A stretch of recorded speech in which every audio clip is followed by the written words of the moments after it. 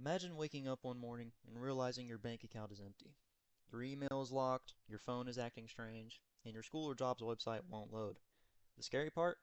None of this requires someone breaking into your house. Someone can do all of it from behind a screen. That's the power of cyber attacks in today's world. According to this Outside article from IBN, from Tom Krantz and Alexander Jonker, a cyber attack is a deliberate attempt to gain unauthorized access to a computer network, computer system, or digital device. We live in a digital age where almost everything we do, shopping, banking, studying, communicating, is online. This means our information is constantly at risk. Cyber attacks aren't just a problem for big companies or governments, they affect everyday people like us. Today, I'm going to break down some of the most common types of cyber attacks: malware, phishing, denial of service and direct denial of service attacks, man-in-the-middle attacks, SQL injections, and zero-day exploits. Then I'll show you how we can protect ourselves from them. Cyber attacks take many forms, and understanding how each one works is essential for protecting our data, systems, and privacy in an increasingly digital world.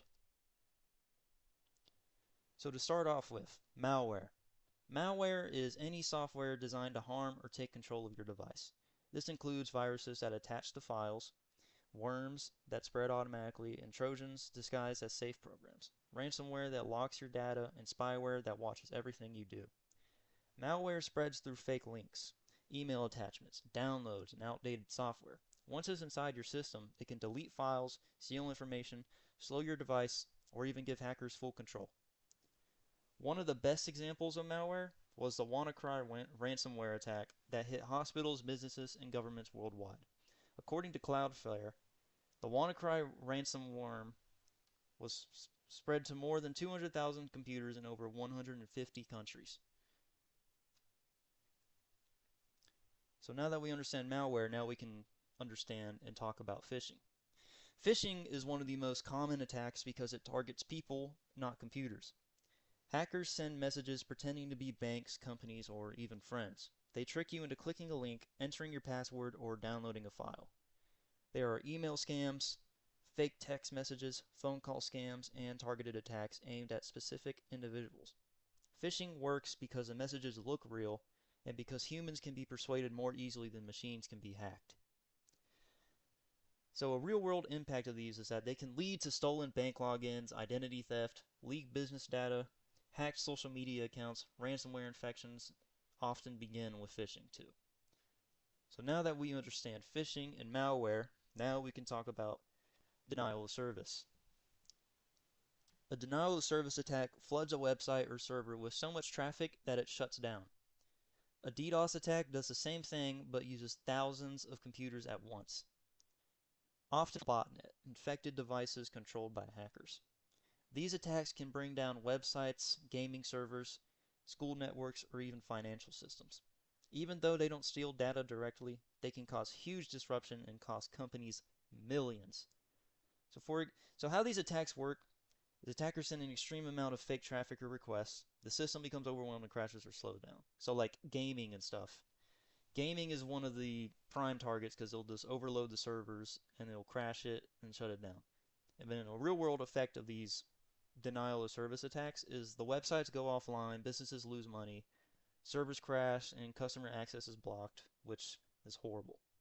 So now that we understand malware, phishing, and denial of service, we can now move on to man-in-the-middle attacks. A man-in-the-middle attack happens when a hacker secretly intercepts the communication between you and another party. So for example, connecting to a fake free Wi-Fi network at a coffee shop could allow a hacker to read your messages, steal your passwords, or even change the information you sent. Man-in-the-middle attacks are dangerous because victims usually have no idea what is happening at all. So how it works is an attacker positions himself between two devices, so like you and your phone and a website, and they intercept data being sent back and forth, and they can read it, steal it, or even change it before it reaches the other person or server. And a real-world example of a man-in-the-middle attack is a public Wi-Fi attack in airports or hotels, attackers stealing online banking credentials or fake login pages used after intercepting traffic. So now that we understand man-in-the-middle attacks, we can now move on to SQL injections. SQL injection is a powerful attack used against websites and other online databases. When a website doesn't properly secure its input fields, hackers can enter malicious commands instead of normal text. This allows them to access usernames, passwords, credit card numbers, and all the data stored in the database. In some cases, they can delete everything or take over the website entirely. So how it works is that a website asks for a user's input, like a username, like a password, whatever. The attacker enters code instead of just normal text. The website database runs the code and it can give the access, or it can give the attacker access. And another real world example of this is many major breaches start with SQL injections. So like it can infect retail companies, banks, government websites, and forums. Usually this only works against websites that aren't really up to date with their software. So now that we understand SQL injections, we can now talk about zero-day exploits, which I think is the most interesting cyber attack. Zero-day exploits are attacks that take advantage of a software flaw that no one knows about. Not the company, not the users, and not the security teams. They don't know nothing about it. Because the vulnerability is unknown, there is no patch, no protection, and no warning. These attacks are extremely dangerous and often target operating systems, browsers, and popular software. Major global attacks like WannaCry began with zero-day vulnerabilities. So how these attacks work is a hacker discovers a hidden flaw in the system. They create malicious code that exploits this, kind of like the SQL injection, but a little bit different because it's like 0 day. Nobody knows that there's like a hole in the system. The defenses can't detect it at all. Attackers can get in, steal it, or install malware. According to SASE of 2024, the sophisticated malware infiltrated Iran's uranium enrichment facilities, sabotaging centrifuges, and disrupting the nation's nuclear program. This was the Stuxnet zero-day exploit back in 2010. So now that we can understand what zero-day exploits are, now we can move on to how to protect against these type of attacks. So these strategies connect directly back to different attack types. So one of the simplest but most powerful defenses is updating your software. Updates fix vulnerabilities that users attack, especially important for presenting zero-day exploits once they become known. They also protect against malware and SQL injection by patching weaknesses in operating systems and apps.